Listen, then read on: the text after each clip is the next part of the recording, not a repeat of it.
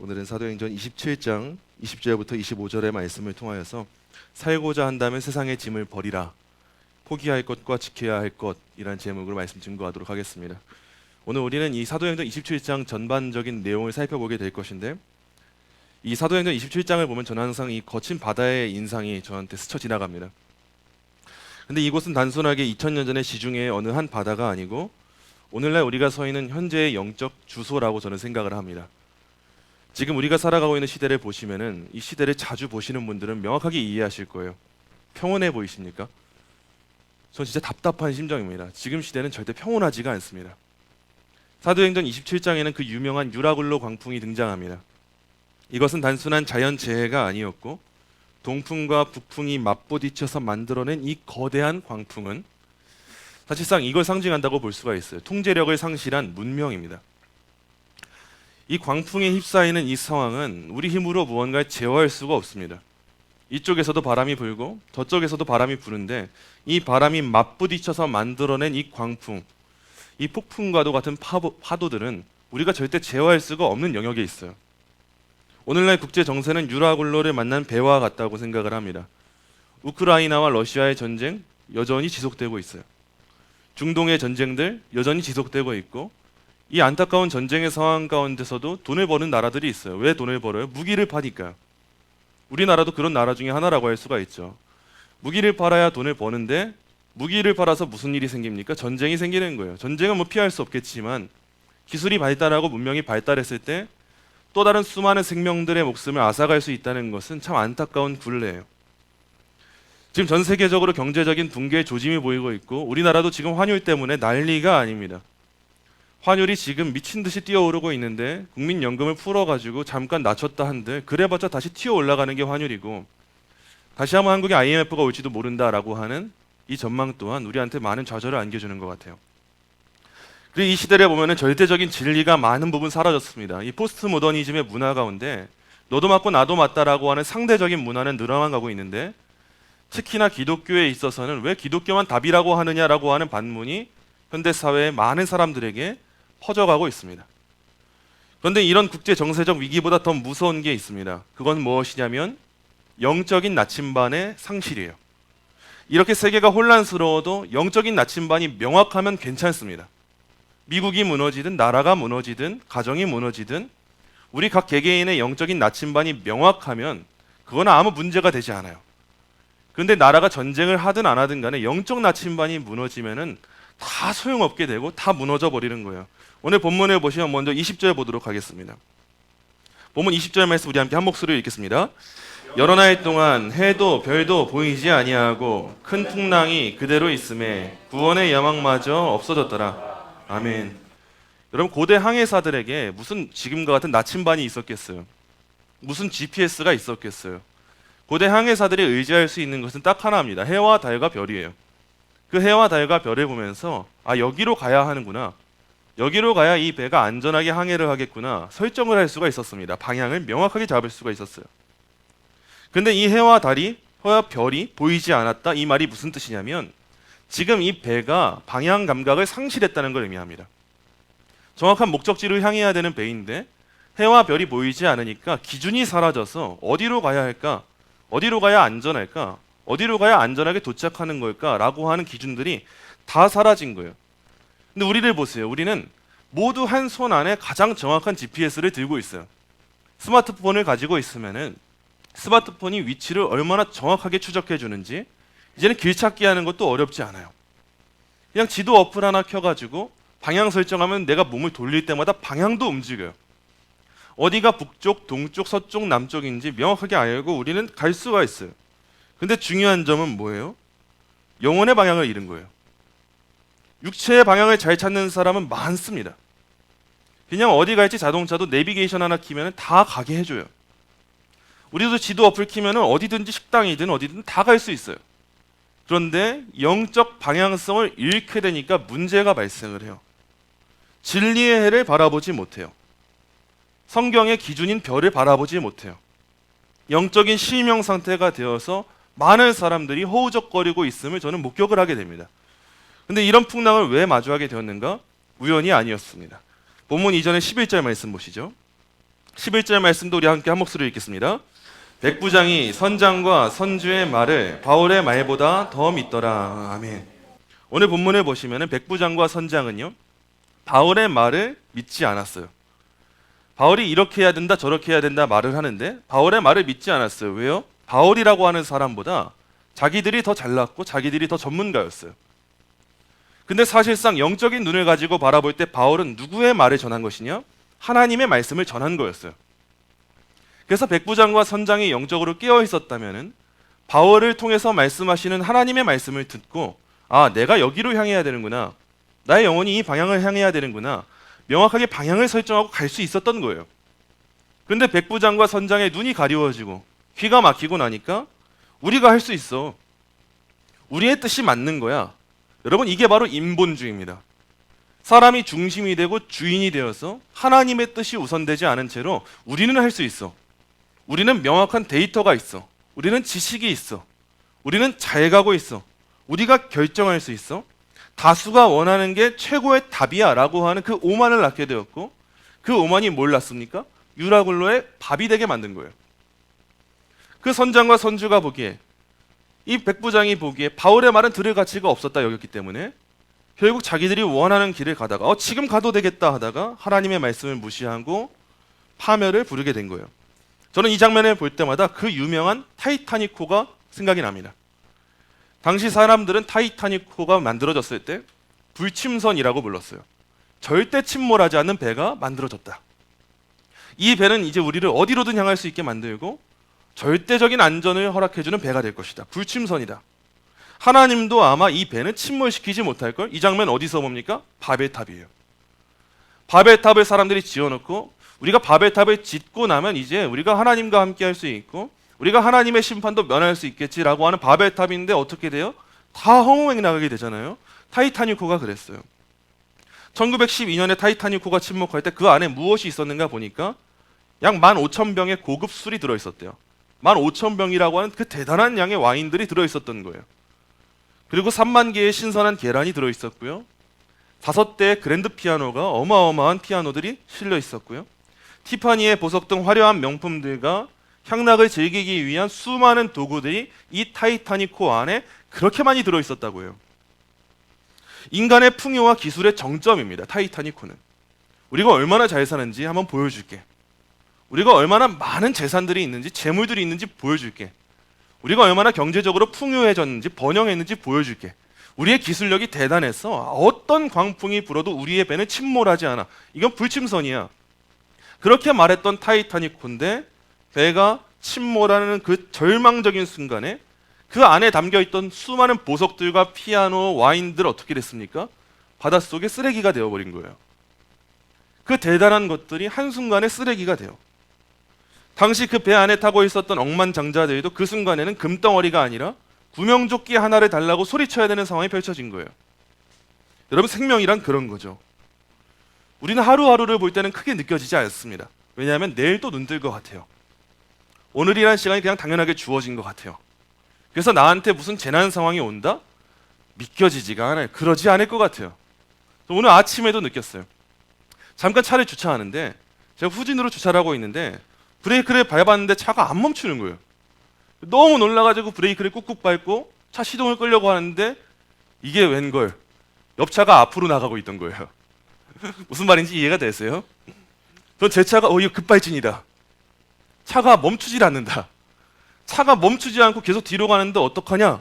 라고 했던 상황인데 차가 이렇게 되면 나 어떻게 되는 거지? 하는 상황이었는데 그냥 옆에서 차가 슬금슬금 빠져나가고 있던 거였던 거예요. 그걸 보면서 와, 나는 급발진이다 했던 저를 보면서 얼마나 처량해지는지 몰라요. 근데 그 순간 제 머릿속에 쓱 스쳐 지나간 게 뭐였냐?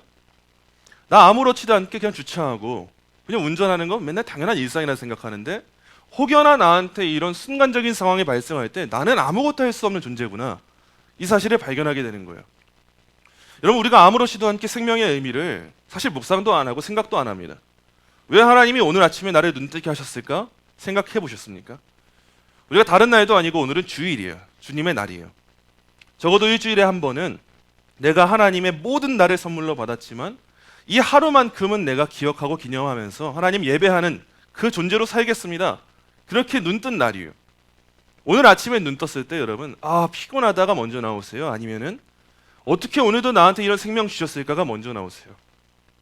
우리는 생각보다 많은 부분 당연하다 생각하고 있는데 생명에 대한 의미를 생각하지 않아요. 그래서 우리의 눈이 다른 곳에 향하게 돼요. 술이며 음식이며 명품이며 타이타닉호에 쓸어 담았던 그 수많은 물건들에 우리의 눈이 매일매일 향하게 됩니다. 그 안에 있었던 그랜드 피아노가 우리의 눈에 담아두는 내용들인 거예요. 그 안에 있었던 고급 술들이 우리가 눈에 담아두고 있던 것들이고 그 티파니의 보석들이 우리가 눈에 담아두고 있던 것들이에요. 근데 결정적인 순간이 오면 생명은 어찌나 귀한 것인지 그 안에 있는 것 다 버려도 아깝지가 않습니다. 이게 뭐가 중요해요? 생명이 있어야 술을 마시든지 말든지 하죠. 생명이 있어야 보석을 걸치든지 말든지 하죠. 생명이 있어야 피아노를 팔든지 말든지 하죠. 근데 생명이 없으면 그게 있다 한들 뭐가 되겠어요? 바다의 쓰레기가 되고 마는 거예요. 여러분, 그만큼이나 생명이 아깝지 않을 만큼이나 그 밖에 있었던 우리가 담아놓던 것들은 사실상 허무맹랑한 것들에 불과했다는 거예요. 여러분, 우리가 때를 바로 알아야 합니다. 타이타닉호가 침몰하고 있는 때에 어떤 멍청한 사람이 나는 피아노를 붙들고 있을 거야 라고 하겠어요? 어떤 멍청한 사람이 난 이 고급술을 가지고 있어야 돼 라고 하겠어요? 누가 와서 나한테 구명조끼와 피아노를 바꾸시겠어요? 라고 하면은 피아노가 뭐가 아까워요? 당장 구명조끼부터 받아야죠. 여러분, 우리의 때도 그래요. 지금 교회가 처한 위치도 그래요. 우리는 교회가 지금 어떤 상황에 처했는지를 알아야 합니다. 지금 교회가 침몰하고 있다면 왜 침몰하고 있는지를 알아야 되고 그때 내 안에서 버려야 할 것들은 무엇인지를 알아야 되고 반대로 나는 지금 뭘 찾아야 되지? 어떤 게 구명정이지? 어떤 게 구명조끼지? 어떻게 해야 생명을 얻게 되지? 바로 이 사실을 알아야 되는 거예요. 오늘 본문을 통해서 우리가 바로 이 사실을 한번 발견해 보고자 합니다. 우리가 본격적으로 본문을 살피기 전에 이 항해가 갖고 있는 역사적인 엄중함을 잠깐 살펴볼 필요가 있어요. 지금 바울이 옮겨 탄 배는요, 이집트 알렉산드리아에서 로마로 밀을 실어서 나르는 거대한 곡물선입니다. 우리가 흔히 밀가루라고 할 때 그 밀을 실어 날라서 돈을 버는 배가 바로 이 배였어요. 바울이 타고 있는 배. 당시 로마 제국은 이집트의 밀 없이는 생활이 지탱될 수가 없었습니다. 음식도 그렇고요, 모든 생활과 거래가 이 밀을 통해서 이루어지던 시대였어요. 이 배의 길이가 50m가 넘고요, 승선 인원만 276명에 달하는 당대 최고의 선박이었어요. 이 당시에는 이게 타이타닉호였던 거예요. 즉 이 배는 단순한 교통수단이 아니었습니다. 이 나라에서 저 나라 가는 거, 이 정도가 아니라 당시 인류가 구축한 최고의 경제 시스템이었고요, 당시의 최고의 기술력이었고 군사력의 총체라고 할 수가 있어요. 그런데 바로 이 배를 지금 하나님이 흔들고 계세요. 시대가 가장 자부하고 있고 가장 자랑하고 있는 배를 하나님이 한 손으로 흔들고 계시는 거예요. 왜요? 인간이 세운 그 견고한 바벨탑이, 너희가 자랑하는 그 경제 시스템이 광풍 앞에서도 너희를 지켜줄 수 있냐? 물으시는 거예요. 그토록 의지하던 것들이 내가 잠깐 광풍만 불게 해도 너희는 의지할 만한 것들이라 생각하느냐? 질문을 던지시는 거예요. 이 배의 목적지는 로마입니다. 같은 로마인데 바라보는 관점이 달라요. 선장과 선주는요, 돈과 성공의 땅인 로마를 바라보고 있었어요. 그 땅에 이 밀을 전달하면 돈을 벌고 성공할 수 있을 거야. 같은 로마인데도 선장과 선주는 그렇게 로마를 바라봤어요. 그런데 바울은 다르게 바라봤습니다. 바울에게 로마는 뭐냐? 복음의 전초기지였어요. 같은 배 안에 타고 있는데도 선장과 선주는 돈과 성공을 바라보고 향하고 있었고, 그래서 밀을 실어 나르고 있었는데 바울은 그저 자기 몸을 실었죠. 그냥 자기 자신을 실었죠. 왜 실었어요? 복음 전하려고요. 복음 증거가 선포되기 위해서 몸을 실었던 거예요. 하나님이 지금 그래서 무슨 일을 하시냐? 흥미롭게도 돈 벌러 가는 사람들의 항해를 막으세요. 그리고 사명을 향해 가는 사람들의 항해를 이끌어 가시는 게 이 유라굴로 광풍의 역사인 거예요. 여러분, 이 세상이라는 배 여러분 모두가 타고 계십니다. 우리가 함께 다 타고 있어요. 근데 목적이 다 다를 거예요. 우리는 왜 이 배에 타고 있습니까? 우리는 지금 선장과 선주의 편에 선 사람들입니까? 아니면은 바울의 편에 선 사람들입니까? 하나님은 분명 이 배를 흔드실 때 이 선장과 선주를 흔들려고, 깨부수려고 흔드시는 거예요. 이렇게 풍랑이 불기 시작합니다. 그러자 마주하고 싶지 않았던 인간의 민낯이 드러나게 돼요. 그들이 자랑하던 모든 게 다 무용지물이 돼요. 다시 한번 20절 보시면은 해도 별도 보이지 아니하고 라고 기록되어 있는데, 이 말은요, 인간이 축적해온 모든 지식과 데이터가 마비된 걸 말합니다. 의미가 없어진 거예요. 여러분 인생에 정말 큰 풍랑이 닥쳤을 때, 큰 질병에 대한 선고를 듣거나 자녀에게 감당 못할 문제가 터질 때 어떻게 되십니까? 어떤 마음이세요? 여러분이 그토록 자랑하던 학벌이나 통장 잔고나 부동산이나 뭐나 의미가 없어요. 아무 소용이 없어집니다. 평소에는 내가 신경이 너무 예민해서 주변이 누가 나한테 안 좋은 말을 하면 그토록 오래 담아두고 화가 나는 나이인데, 내 삶에 진짜 중요한 문제 터지잖아요. 그것도 귀에 들어오지도 않아요. 뭐라고 떠들든 중요하지가 않아요. 너는 떠들어라. 난 지금 이 문제가 시급하다. 지금 왜 이렇게 나한테 시비를 거냐? 따지지 않습니다. 당장 급급한 문제가 있는데 뭐 그거부터 따지겠어요. 여러분 인간이 그래요. 대단한 존재인지 알아요. 평소에는 나 그만큼 열심히 살아왔어. 나 그래도 이만큼 열심히 무언가를 모아봤어. 평소에는 자랑할 수가 있어요. 맞아요. 평소엔 자랑을 해요. 근데 가장 그 심각한 상황이 다가오고 하나님이 해만 가려도 방향 감각을 잃어버리고 짐승처럼 울부짖는 존재가 인간이에요. 지금 우리는 우리의 지식을 자랑할 때가 아니에요. 엎드려야 될 때예요. 어둠 속에서도 빛나시는 하나님의 말씀을 붙들 때예요. 여러분 선장과 선주의 말은 굉장히 합리적이었어요. 본문 앞에 13절을 보니까 남풍이 순하게 불었어요. 그래서 지금 선장과 선주가 보기에는 지금은 가야 돼. 지금은 고야. 지금은 가는 게 맞는 거야. 합리적인 판단이에요. 누가 들어도 맞는 말을 한 거예요. 그런데 그 합리성이 유라굴로를 만들게 하는 함정이 되고 말았어요.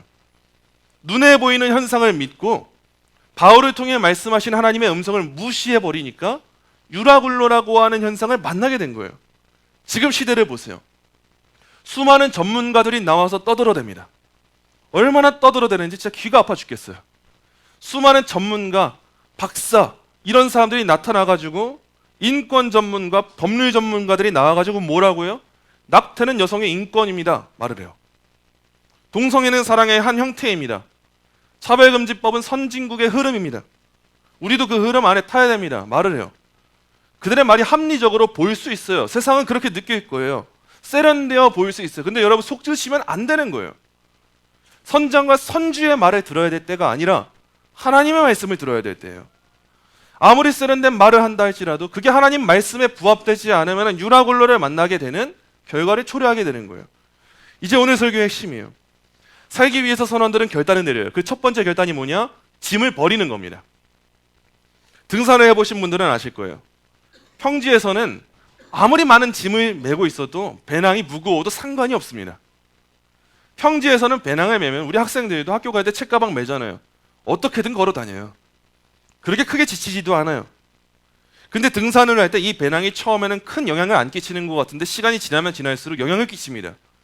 해발 고도가 높아지고 산소가 희박해지면 생존의 위협이 찾아오게 돼요.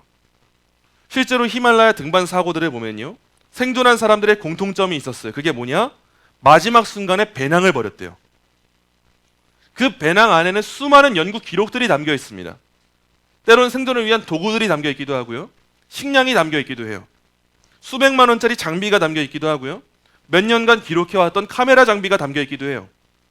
그렇게 애지중지하던 기록 노트까지 다 담겨 있는데 히말라야 등반 사고가 나니까, 조난을 당하고 나니까 산소도 희박하고 에너지도 없고 죽기 직전의 상황이 되니까 눈물을 머금고 배낭을 던져버리고 갈 길을 떠난대요. 그 사람들이 산대요. 근데 사고로 숨진 사람들의 기록을 보면은 끝까지 배낭을 못 버리고 있더래요.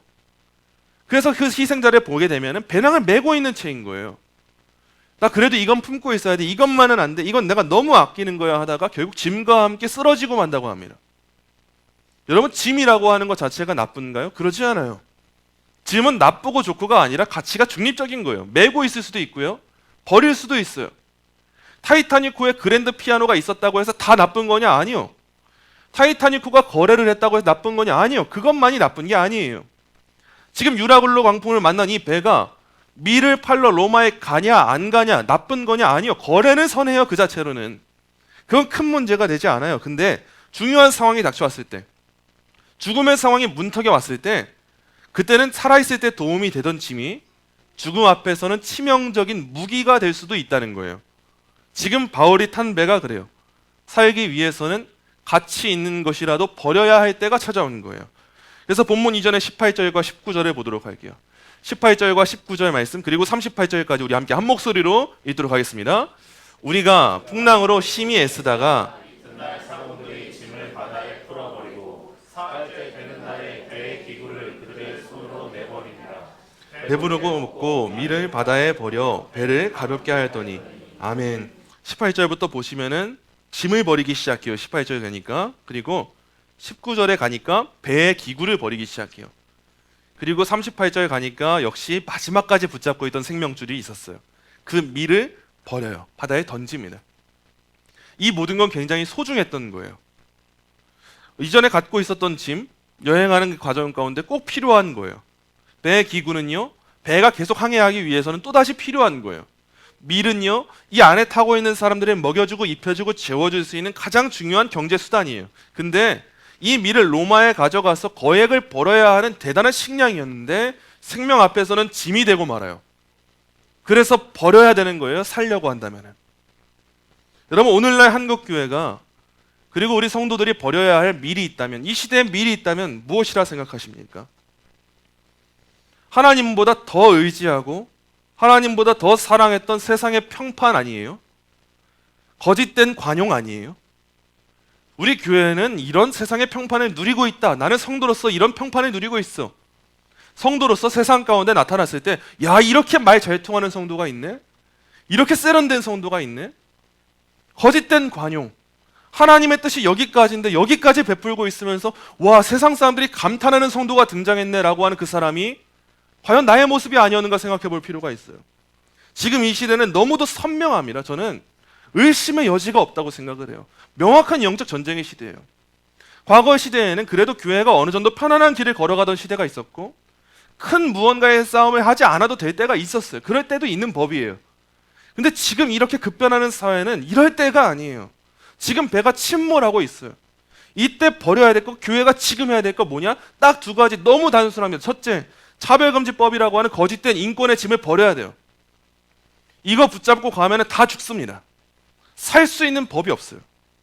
세상은 이걸 인권과 사랑과 관용이라는 화려한 포장지로 감싸고 있는데 선물이 포장이 중요해요? 내용물이 중요해요? 내용물이 중요한 거예요. 앞에 아무리 아름다운 명품 가방을 둘러싸놨다 할지라도 그 안에 배설물이 들어있으면은 그 선물 받고 기뻐하고 좋아할 수 있는 사람이 누구겠어요?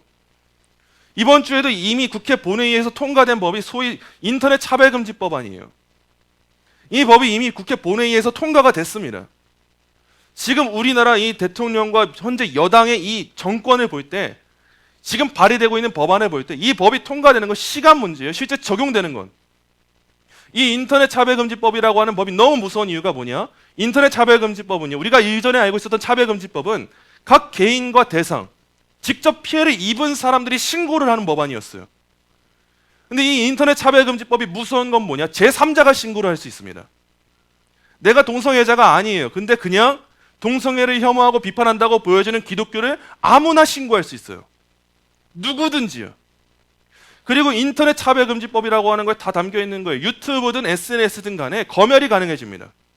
동성애, 퀴어, 차별금지 이런 모든 맥락 가운데 있는 그 매체들 정권이 힘을 가져서 휘두르면서 다 삭제를 해버릴 수도 있고 심지어 과거에 있었던 벌금 체제는 그렇게 세지도 않았어요. 몇백만 원 내면 됐어요.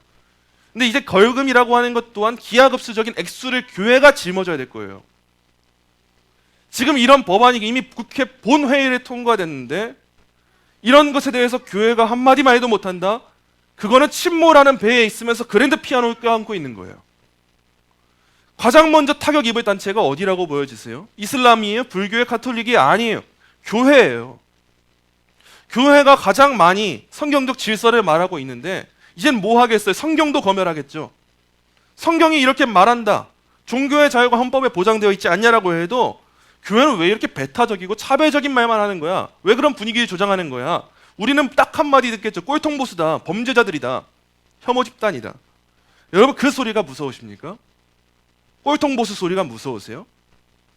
구약시대 때 지나고 나서 예수님 도래하시고 신약시대 교회가 열려요. 교회가 열리고 나서 성도들이 들었던 별명이 뭐냐? 예수쟁이입니다. 예수쟁이라는 별명, 우리가 지금은 찬양처럼 부르기도 하고 우리가 동네에서 편하게 나 예수쟁이야 자랑하면서 얘기도 해요. 당시 예수쟁이라고 하는 말은 비난이고 혐오 표현이에요. 그거야말로. 어떻게 저 예수를 따라갈 수가 있어? 오늘날로 말하자면 지금 차별금지법 반대했더니만 꼴통보수 소리 듣는 거예요. 교회가 극우화됐다 소리 듣고 있는 거예요. 이런 상황 가운데 그런 말을 듣는 게 두렵습니까? 그거는 세상의 평판을 우선시하는 거예요. 세상의 거짓된 관용에 내가 먼저 빠져가고 있는 거예요. 여러분, 세상의 평판이 우선이에요? 교회, 예수 그리스도의 몸된 교회가 우선이에요. 몸된 교회가 우선이어야 되는 거 아닙니까? 둘 중 하나를 택해야 돼요. 그 짐을 끌어안고 있다가는 한국 교회라고 하는 배가 침몰합니다. 분명 침몰할 수밖에 없어요. 그래서 우리는 진리를 사수할 수 있는 용기가 필요한 거예요. 둘째도 명확해요. 첫째가 차별금지법이었다면 둘째는 낙태예요. 낙태법이라고 하는 이 테두리 안에서 낙태라고 하는 편의주의의 이 늪을 우리가 제거시켜야 돼요. 교회가 해야 됩니다. 많은 인권단체와 많은 행동하는 단체들이 있지만 이 낙태 문제에 있어서 가장 앞장설 수 있는 단체, 그들이 누구냐? 교회입니다. 교회만큼이나 생명의 소중함을 알 수 있는 사람들은 없어요. 성도만큼이나 생명의 가치를 알 수 있는 사람은 없어요. 요즘 시대는 말 같지도 않은 소리를 갖다 붙이면서 세련되게 만들어요. 여성의 자기결정권, 내 몸에 대한 권리. 자기결정권 중요하죠. 근데 하나님의 법을 벗어나는 자기결정권은 중요하지 않아요. 그거는 죄악인 거예요. 내 몸에 대한 권리 중요합니다. 하나님이 우리한테 주셨어요. 근데 왜 주셨어요? 아름답게 가꾸라고 주신 거예요. 하나님이 우리한테 창세기에서 이미 문화 명령을 주십니다. 생육하고 번성하여 땅에 충만하라. 그때 하나님이 하신 말씀이 뭐냐? 땅을 경작하래요. 번성케 하래요. 이 경작하다라고 하는 말에서 문화라고 하는 컬처라고 하는 용어가 나와요. 문화라는 건 뭐냐? 하나님이 주신 시간과 은사로 만들어가라는 거예요. 아름답게. 우리가 왜 하나님의 형상으로 지음받았을까요? 하나님의 형상으로 지음받았다는 이 세상 가운데 우리가 하나님의 영광을 비추는 거울이 되었다는 뜻이에요. 하늘에서 빛이 임하고 있어요. 그럼 우리는 거울로서 뭘 해야 되냐? 반사시켜야 돼요. 이 세상의 곳곳 문화 가운데, 어둠 가운데 하나님의 문화가 퍼져나갈 수 있도록 하는 게 우리가 부여받은 역할이에요. 그게 우리가 부여받은 권리입니다. 그래서 우리가 우리의 생명을 소중하게 여길 수 있고 또한 이웃의 생명을 소중하게 여길 수 있어야 돼요. 왜요? 생명의 주인이 하나님이시니까요. 우린 그 행동을 함으로써 하나님의 영광을 드러내는 건데 오늘날 문화는 어떻습니까? 지금 이미 인권위원장부터 약물 낙태를 도입하자.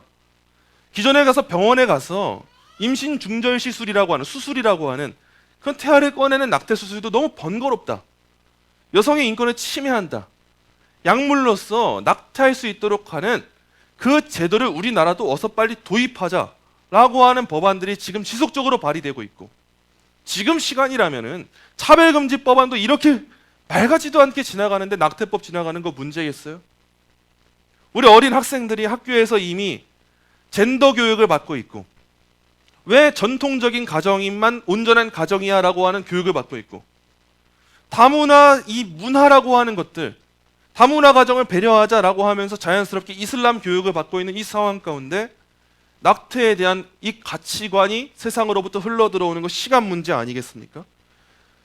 여러분 책임지지 않은 쾌락을 법적으로 보장하는 게 권리예요? 책임질 수 있는 사람을 만드는 게 법이어야 되는 거 아니에요? 법은 책임질 수 있는 도덕적인 사람을 만들도록 하는 겁니다. 그게 하나님이 우리한테 주신 기준이에요. 근데 우리나라의 법이 지금 계속해서 책임지지 않을 권리를 권리라고 말하는 방향으로 가고 있어요.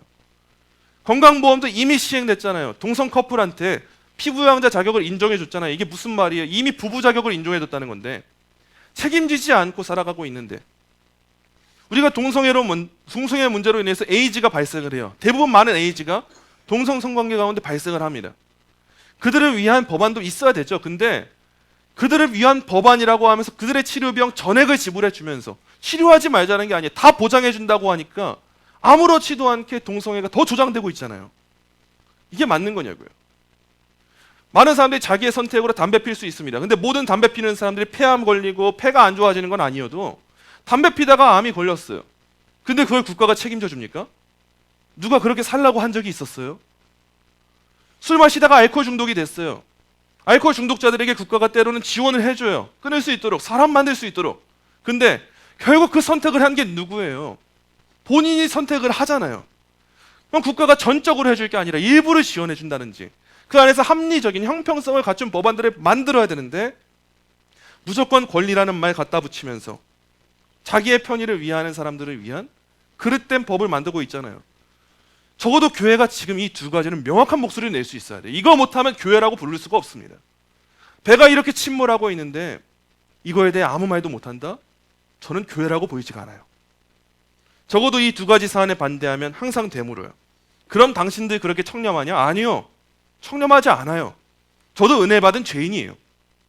저도 동성애 안 하지만 수많은 죄악을 범하는 죄인이에요. 낙태 안 하지만 수많은 죄악을 범하는 죄인이에요. 근데 중요한 게 있어요. 내가 청렴하지 않은 것과 성경이 말한 것을 인정하지 않는 것은 천지 차이예요. 나는 청렴하지 않을 수 있지만 그래도 성경은 인정해야 되는 거예요. 전 적어도 그걸 바라는 거예요. 동성애자들이 적어도 교회에 와서 동성애가 죄인 걸 인정하면서도 끊을 수 없어서 동성애하는 것과 동성애가 죄인 것 자체를 부정해버리는 것은 굉장히 다른 겁니다. 동성애자 성도 있을 수 있어요. 자기의 연약한 죄악을 여전히 끊지 못하지만 끊고 싶어서 발버둥치고 기도하고 성화의 과정을 겪고 싶어하는 사람이 있을 수 있어요. 성화의 과정을 겪고자 하고 동성애가 죄악임을 인정하고 계속적으로 노력한다면 그는 성도일 거예요. 근데 이 교회에 나와왔음에도 불구하고 성경이 말하는 진리를 인정하지 않으면서도 나는 성도라고 말한다? 그건 성도가 될 수 없는 거예요. 그건 명확한 기준인 거예요. 여러분, 이런 상황 가운데 교회는 적어도 존재 이유를 명확하게 해야 돼요. 죄는 죄로 규정할 수 있어야 돼요. 교회는 교회의 기준을 잃어서는 안 돼요. 교회는 버려야 할 것을 버려야 돼요. 세상의 것이 두려워서 벌벌 떨고 있는 건 교회의 자세가 아닌 거예요. 여러분, 배가 가벼워져야 파도를 타고 넘어갑니다. 왜 우리의 기도가 막힐까요? 왜 우리의 예배가 더 하나의 산을 넘지 못할까요? 왜 우리의 신앙이 더 성장하지 못하고 왜 더 앞으로 나아가지 못하고 늘 막막한 상태에 머물고 있을까요? 왜 일주일에 한 번의 예배인데 감격이 사라지고 있을까요? 버려야 할 세상의 짐을 너무 많이 싣고 있기 때문이에요. 내 안에 여전히 버리지 못하는 세상의 짐이 한가득인데 배가 이렇게 무거운데 어떻게 파도를 넘겠어요? 그 짐들을 버려야 되는 거예요. 내 자존심, 내 고집, 내 연약함의 문제들 바다에 던져버리는 거예요. 주님, 저 이거 없어도 살 수 있어요. 저 이거 없어야 돼요. 오직 예수면 됩니다. 이 고백이 터져 나와야 돼요. 이걸 포기하지 않으면 죽게 되는 거예요. 자, 이제 두 번째요. 짐은 버려야 되지만 목숨 걸고 지켜야 될 게 있습니다. 그게 뭐냐? 하나님의 소유됨과 우리의 사명이에요.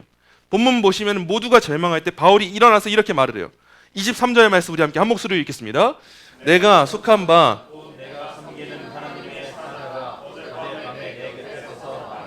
아멘. 바울의 첫 마디가 이거예요. 내가 속한 바 곧 내가 섬기는 하나님의 사자가 이렇게 광풍이 불고 있는데 자기 정체성을 말해요. 나는 내 것이 아니다. 나는 하나님의 것이다. 여러분, 바울의 이 자세를 통해서 우리가 배워야 돼요. 여러분, 고난은, 이 광풍은요, 우리를 죽이러 오는 게 아니에요. 적어도 우리가 이 배에 탄 바울의 선교팀원이라면요, 이 사실을 알 수가 있어요. 고난은 죽이러 오는 게 아니에요. 오히려 뭘 위해 오는 거냐? 우리가 누구에게 속했는지를 확인시켜주기 위해서 오는 게 광풍입니다. 선장과 선주들이 마주했던 광풍은 심판의 광풍이에요. 근데 바울의 선교팀에게 왔던 이 광풍은요, 내가 누구에게 속했는가를 확인시켜주는 거예요. 아, 나는 아무것도 아닌데 내 인생의 주인은 하나님이시구나. 나는 하나님께 속한 자이구나. 아, 나는 하나님께 속하여서 돈의 노예가 아니고 만군의 여호와의 종이구나. 이 사실을 고백할 수 있도록 하는 게 바로 지금 우리 성도들의 삶이에요. 그래서 바울을 보세요. 하나님께 자기의 닻을 내렸어요. 하나님께 닻을 내리고 나니까 주어진 환경 앞에서 구질구질하지 않아요. 비굴하지 않아요. 살려주세요, 살려주세요. 저 좀 여기 꺼내주세요가 아니에요. 나는 내가 속한 바 하나님께 속했어. 난 하나님 거야. 하나님께 속한 거야. 담대하게 말하는 거예요. 이어서 천사가 말을 해요. 24절이에요. 바울아, 두려워하지 말라. 내가 가이사 앞에 서야 하겠고 또 하나님께서 너와 함께 항해하는 자를 다 내게 주셨다 하였으니. 여러분, 하나님은요, 사명자를 죽이지 않으십니다. 사명 다 할 때까지 절대 죽이시는 일이 없어요. 광풍이 아무리 거세도 하나님의 목적지가 바뀌었는가? 아니요. 바뀐 적이 없어요. 바울은 애초에 로마를 가야 했고 배가 지금 이리 갔다 저리 갔다 하는 상황이에요. 근데 중요한 건 목적지는 한 번도 바뀐 적이 없어요. 그래도 배는 로마를 가는 거예요. 바울은 로마에 가야 되기 때문에 이 바다는요, 절대 바울을 삼킬 수가 없습니다. 여러분에게 사명이 있으십니까? 여러분에게 이 시대에 주어진 사명이 있다고 여기고 계십니까? 이 시대에 무너진 가정들을 세워야 되는 사명이 여러분에게 있고, 생명의 존엄을 외쳐야 될 사명이 여러분에게 있고, 진리의 거룩함을 수호해야 될 사명이 여러분에게 있고, 교회를 견고하게 세워야 할 사명이 여러분에게 있고, 기도하기를 쉬지 않아야 될 사명이 여러분에게 있고, 여러분의 가정 가운데 있는 믿지 않는 가족 구성원들의 영혼을 살려야 될 사명이 여러분들에게 있다면, 여러분들에게 여전히 풀리지 않은 그 문제들을 해결해야 될, 믿음으로 돌파해야 될 사명이 여러분들에게 있다면 하나님은 여러분들을 반드시 살려내실 거예요. 이 사실을 우리가 붙잡고 나아가는 거예요. 여러분, 사업이 어렵든지 건강이 무너지든지 낙심할 필요가 없습니다. 사명을 붙들면 돼요. 사명이 있는 한 하나님은 여러분의 인생을 침몰시키지 않으시고, 사명이 여러분을 살리는 유일한 구명정이 되어서 여러분은 여러분의 로마에 향하게 된다는 그 사실을 목격하셔야 되는 겁니다. 마지막으로 우리 35절 말씀, 본문에 나오는 35절 말씀 우리 함께 한 목소리로 읽겠습니다. 떡을 가져다가 모든 사람 앞에서 하나님께 축사하고 아멘. 이 절망적인 상황이고 해결이 되지 않았어요. 그 상황 가운데 바울이 떡을 가져다가 배 안에 모든 사람들이 들을 수 있는 목소리로 하나님께 감사기도 하고 떡을 떼어 먹어요. 정신이 나간 상황이에요, 이건. 이렇게 광풍이 불고 있는데 떡 가져오라고 해가지고 감사기도해요. 하나님 감사합니다 기도한 다음에 떡을 떼어 먹어요.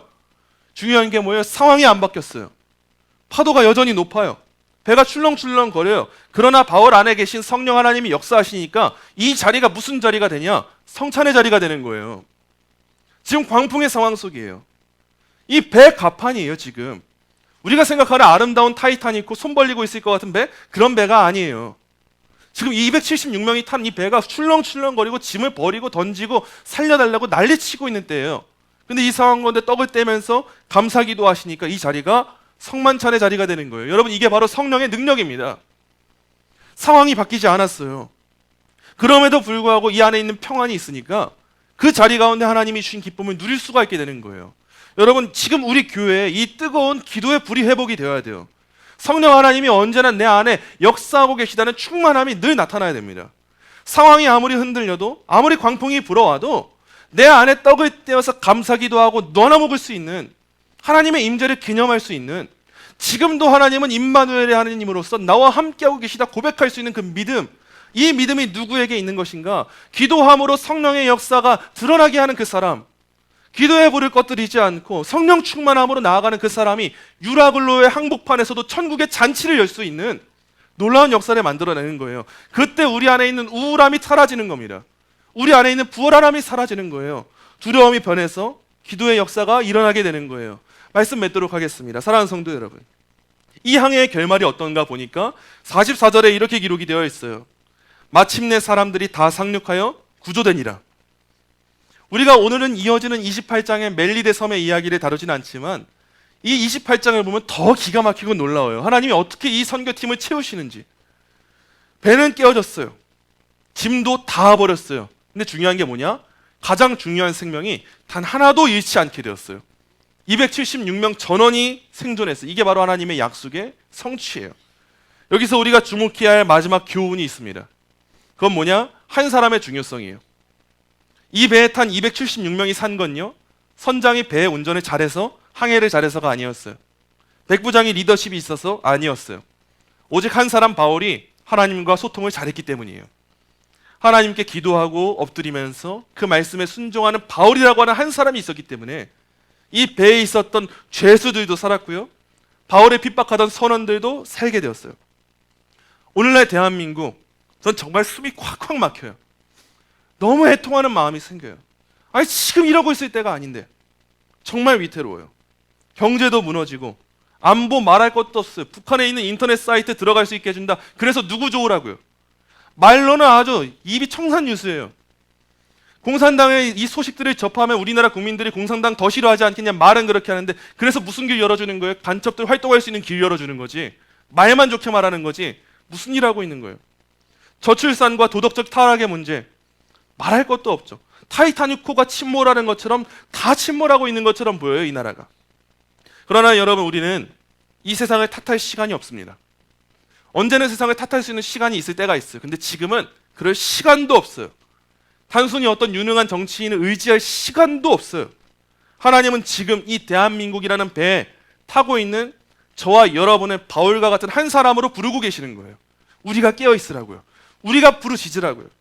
여러분이 가정에서 기도하는 바울이 되면은 여러분의 가정이 회복되는 겁니다. 여러분의 자녀를 위해서 여러분이 기도하는 바울이 되면 돼요. 그럼 여러분의 자녀의 인생이 망하지 않습니다. 여러분이 직장에서 거룩한 가치를 지키는 바울 한 사람이 되면 그 직장이 거룩하고 선한 열매를 맺게 되는 그 역사가 생겨나게 될 거예요. 우리 교회가 이 시대의 죄악에 침묵하지 않고 생명을 지키는 바울 한 사람의 역할을 감당하게 된다면 작아 보이는 이 교회라 할지라도 이 나라를 지키는 거룩한 방파제가 될 수 있는 거예요. 하나님은 이 교회를 보셔서라도 이 민족을 긍휼히 여기실 거예요. 여러분, 두려워하지 마세요. 본문 25절에서 바울이 이렇게 선포합니다. 그러므로 여러분이여 안심하라. 나는 내게 말씀하신 그대로 되리라고 하나님을 믿노라. 우리 함께 한 목소리로 읽겠습니다. 시작. 그러므로 여러분이여 안심하라. 나는 내게 말씀하신 그대로 되리라고 하나님을 믿노라. 아멘. 이게 바로 우리가 오늘 세상에 외쳐야 될 선언이에요. 상황은 여전해요. 어두워요. 파도가 높아요. 그래도 내게 말씀하신 그대로 되리라는 이 믿음으로 우리는 닻이 내리는 거예요. 우리가 오늘 함께 찬양하고자 하는데 찬양팀 나와주시고요. 우리가 함께 부르고 싶은 찬양이 있어요. 우리가 많이 아는 찬양들이에요. 우리가 꽃들도라고 하는 찬양도 많이 불러봤어요. 더 원합니다라고 하는 찬양도 있고, 잘 아는 제이워십이라고 하는 찬양팀이 있습니다. 이 제이워십의 누구도 본 적이 없는 이라는 곡이에요. 이 찬양은요, 가장 영적 불모지라고 할 수 있는 기독교의 불모지 일본에서 울려 퍼진 고백이에요. 일본인 목사님이 작곡한 곡이에요. 작사 작곡 다 하셨어요. 여러분, 일본이 어떤가? 눈에 보이는 현상을 볼 때 우상이 가득한 땅이 일본이에요. 일본은 우상밖에 없고 기독교의 복음이 들어갈 틈이 없어요. 그런데 이 일본인 목사님 한 분이 그 땅에서, 유라굴로 광풍과도 같은 땅에서 고백을 하는 거예요. 그 찬양의 가사를 보니까 이렇게 기록이 되어 있어요. 앞에 보이는 이 가사를 보면서 우리 함께 한 목소리로 읽겠습니다. 누구도 본 적이 없는 새로운 일이 지금 이 땅 위에 일어나네. 누구도 들은 적 없는 놀라운 일이 지금 일어나네. 여러분, 이게 일본에서 일어난 고백이에요. 다시 보여주세요. 지금 일본 땅을 보세요. 무슨 일이 일어나요? 지금 일본의 선교사로 나가 있는 선교사님들의 고충을 들어보면은 복음이 전해지질 않는다요. 그 수많은 우상의 문화 가운데 일본 사람들 젠틀합니다. 정말 성격이 좋아요. 그래서 복음을 다 들어줘요. 다 들어주는데 영혼의 복음이 심기지가 않는다는 거예요. 우리 선교사님들도 그렇게 고통을 하는데 현지인 목사님께서 복음을 전할 때 이런 감정들을 느껴보지 않았겠어요? 근데 그 땅에서 선포하는 거예요. 누구도 본 적이 없는 새로운 일이 이 땅 위에 일어난대요. 뭐가 일어났는데요? 여러분, 일어난 거 보고 계십니까? 뭐가 일어났어요 지금 일본 안에? 근데 일어난대요. 누구도 들어본 적이 없는 새로운 일, 놀라운 일이 지금 일어난대요. 다음 가사 보여주세요. 우리 함께 한 목소리를 읽겠습니다. 기도는 반드시 응답되니 전심으로 기도하세. 주가 베푸시는 큰 일을 세상에 전하세. 우리 다시 한번 읽겠습니다. 기도는 반드시 응답되니 전심으로 기도하세. 그가 베푸시는 큰 일을 세상에 전하세. 기도가 반드시 응답되기 때문에 고백하는 거예요. 지금 일어난다. 지금 새롭고 놀라운 일이 일어나고 있다. 누구도 본 적이 없지만 일어났다. 그가 베푸시는 그 큰 일을 나는 세상에 전하고 있다. 고백하는 거예요. 그리고 이제 후렴의 가사예요. 후렴 가사 우리 함께 한 목소리를 읽겠습니다. 광야에 길을 만드시고 사막에 강을 만드시는 새롭고도 놀라운 일이 지금 이 땅에 일어나네. 우리 다시 한번 읽을게요. 광야에 길을 만드시고 사막에 강을 만드시는 새롭고도 놀라운 일이 지금 이 땅에 일어나네. 이사야서의 말씀을 의지하며 지금 고백하는 거예요. 광야에 길을 만드시는 하나님이신데 무슨 일이 안 일어나겠는가? 사막에 강을 내신 하나님이신데 무슨 일이 안 일어나겠는가? 여러분, 상황에 속지 마세요. 눈앞에 보여주는 일본 땅을 볼 때 아무 일도 안 일어났어요. 맞아요. 근데 기도는 반드시 응답됩니다. 하나님의 역사는 반드시 응답되는 거예요. 광야에 길을 만드신 분, 광야에 물이 나게 하신 분, 그 모든 황무지와 같은 땅 가운데도 역사를 이루시는 분, 그분이 우리 하나님이시라고 말씀에 기록되어 있잖아요. 말씀하신 그대로 되니라. 바울이 믿었던 그 고백이 우리의 고백이 되어야 되는 거예요. 이 땅도 마찬가지입니다. 누구도 본 적 없는, 누구도 들은 적 없는 새로운 일이 지금 일어나고 있습니다. 여러분, 북한 땅도 마찬가지예요. 무너지지 않을 것 같은 공산 정권도 무너지는 역사가 일어나는 거예요. 일본 땅도 마찬가지예요. 그 자리 가운데 새로운 역사가 일어날 때 그 일본 땅이 복음의 중심지가 되어서 모든 역사를 돌파할 수 있는 능력이 발생하게 되는 거예요. 여러분, 우리의 상황에 의존하지 마시고 여러분의 가정과 환경과 모든 것들 시선 빼앗기지 마시고 그 하나님을 의지하세요. 광야에 길 만드시고 사막에 강을 만드신 하나님, 이 하나님이 지금 일하고 계십니다. 이 믿음으로 이 시간 우리 함께 기도하는, 힘차게 찬양하는 시간 되기 원합니다. 우리 처음 부르는 찬양이지만 함께 이 가사 한 구절 한 구절 묵상하며 고백하도록 하겠습니다. 누구도 본 적이 없는 새로운 일이, 누구도 본 적이 없는 새로운 일이 지금 이 땅 위에 일어나네. 누구도 들은 적 없는 놀라운 일이 지금 일어나. 우리 다시 한 번 더 고백합니다. 누구도 본 적이 없는, 누구도 본 적이 없는 새로운 일이 지금 이 땅 위에 일어나네. 누구도 들은 적 없는 놀라운 일이 지금 일어나네. 기도는 반드시 응답되니, 기도는 반드시 응답되니 전심으로 기도하세. 주가 베푸시는 큰 일을 세상에 전하세. 광야의 길을 만드시고 사막의 강을 만드시는 새롭고도 놀라운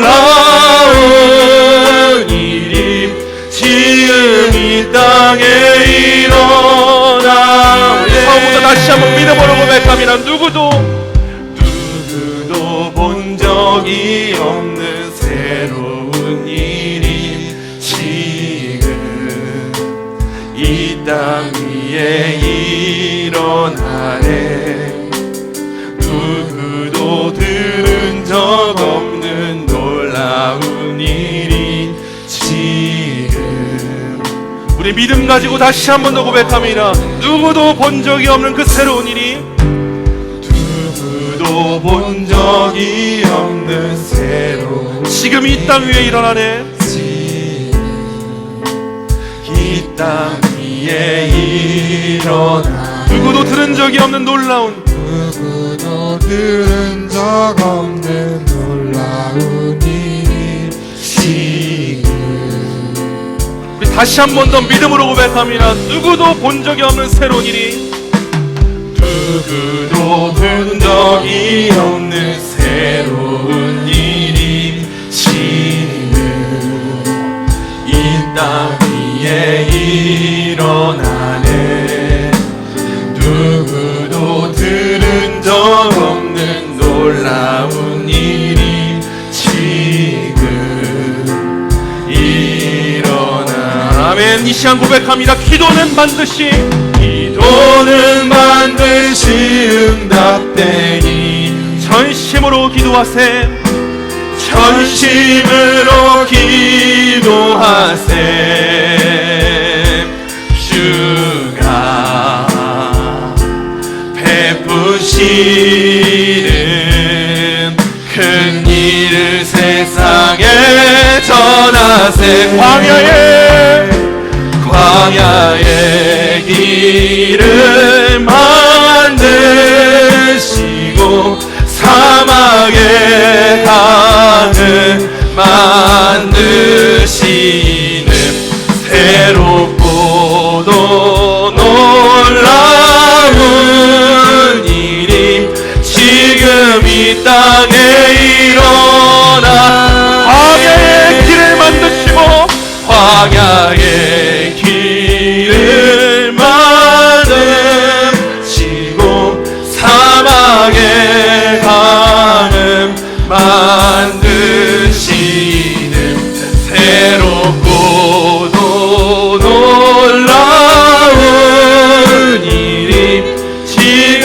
더욱더 큰 믿음으로 우리 두 손 들고 찬양합니다. 기도는 반드시 응답되니, 기도는 반드시 응답되니, 전심으로 기도하세, 전심으로 기도하세. 다시 한 번 더 고백합니다. 기도는 반드시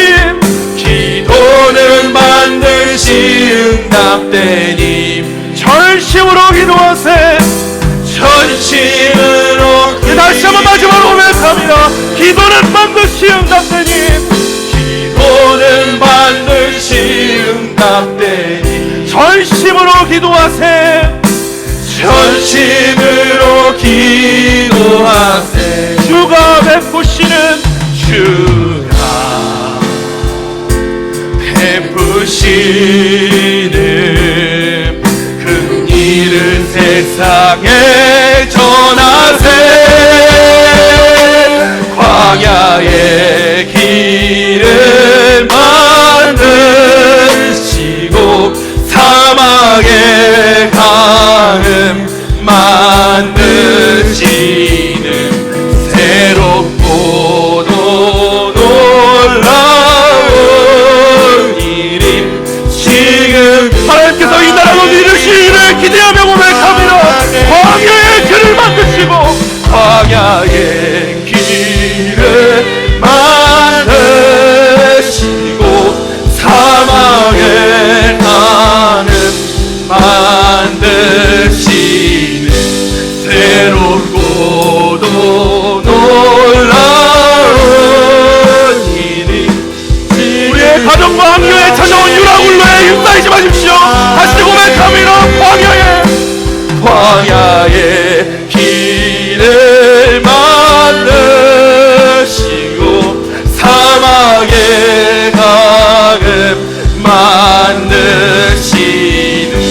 새롭고도 놀라운 일이 지금 이 땅에 일어나. 새롭고도 놀라운 일이, 새롭고도 놀라운 일이 지금 이 땅에 일어나. 지금 이 땅에 일어나네. 지금 이 땅에 일어나. 지금 이 땅에 일어나네.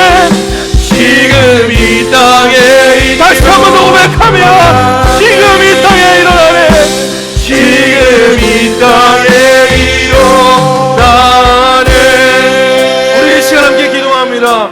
유라굴로와 같은 위기와 불확실성 가운데 하나님, 세상의 짐 버리고 하나님 말씀에 닻을 내리게 하여 주시옵소서. 하나님, 전문가의 예측과 현재의 상황에 휩싸이지 않게 하시고 말씀하신 하나님, 그 하나님께 존재의 닻을 내려서 나는 하나님의 것이기에 갑니다. 나는 로마에 갑니다. 하나님은 나를 로마로 보내십니다. 하나님, 흔들리지 않게 하여 주시옵소서. 하나님, 기도는 응답됨을 고백합니다. 기도는 반드시 응답되니, 기도는 반드시 응답되니 나는 하나님께 갑니다. 이 시간 함께 하나님 나를 인도하여 주시옵소서. 흔들리지 않게 하여 주시옵소서. 담대한 믿음 주시옵소서. 우리 주님의 이름을 한번 잡고 기도하도록 하겠습니다. 주여, 하나님 감사합니다. 하나님, 이 시간 우리가 믿음으로 간구합니다. 하나님, 이 시대와 환경과 상황이 우리를 향하여서 가망이 없다, 여기는 그릇된 길이다 외친다 할지라도 우리는 믿음을 가지고 주 앞에 나가게 되기 원하오니 우리에게 명확한 그 믿음을 허락하여 주시옵소서. 기도는 반드시 응답되니 전심으로 기도하세. 하나님, 그 새롭고 놀라운 일을 이루시는 분이 하나님이심을 고백합니다. 그 하나님 앞에 우리가 존재의 닻을 내려 우리가 하나님의 말씀 앞에 닻을 내려 흔들리지 않는 믿음으로 나아가게 되기 원하오니 우리에게 흔들리지 않는 믿음과 나의 하나님 앞에 소유됨을 고백할 수 있는 믿음이 역사하게 하여 주시옵소서. 하나님은 광야의 길을 내시는 분이심을 고백합니다. 하나님은 사막의 강을 만드시는 분이십니다. 하나님은 능히 하지 못할 일이 없으시고 능히 역사하시고 능히 이끄시고 능히 인도하심을 믿음으로 고백하오니 우리가 하나님 앞에 우리의 모든 기도와 우리의 모든 간구를 담아 믿음으로 나아가게 하여 주시옵소서. 주여, 힘을 뜻하시네 감사합니다. 우리가 주원의 거하게 하시면 감사합니다. 우리가 주원의 하시면 감사합니다. 하나님의 능력으로 말미암아 하나로 말미암아 사람이 되게 원하오니 우리의 믿음의 고백이 주님께 나올 수 있도록 인도하여 주시옵소서. 우리 다시 한번 믿음으로 고백합니다. 기도는 반드시 응답되니 기도는 반드시 응답되니 전심으로 기도하세. 기도는 반드시 응답되니 기도는 반드시 응답되니 절심으로 기도하세. 전심으로 기도하세. 주가 베푸시는 주가 베푸시는 큰 일을 세상에 전하세. 광야의 길을 만드시고 사막에 강을 만드시 새롭고도 놀라운 일이 지금 이 땅에 일어나. 새롭고도 놀라운 일이 새롭고도 놀라운 일이 지금 이 땅에 일어나네. 지금 이 땅에 일어나네. 지금 이 땅에 일어나네. 지금 이 땅에 일어나네. 지금 이 땅에 일어나네. 아멘. 시월의 두 번째로 나라를 위해 기도합니다. 침몰해가는 이 대한민국을 살리기 위해 하나님 반성경적인 법안과 문화를 막아서는 우리 자신이 깨어있는 바울이 되게 하여 주시옵소서. 지금 속수무책으로 당하고 있습니다. 이 차별금지법과 낙태법과 나라의 공산화의 위협과 인권 조례의 위협으로부터 주님 깨어있는 성도들을 일으켜 세워주시옵소서. 하나님 법들을 무너지게 하여 주시옵소서.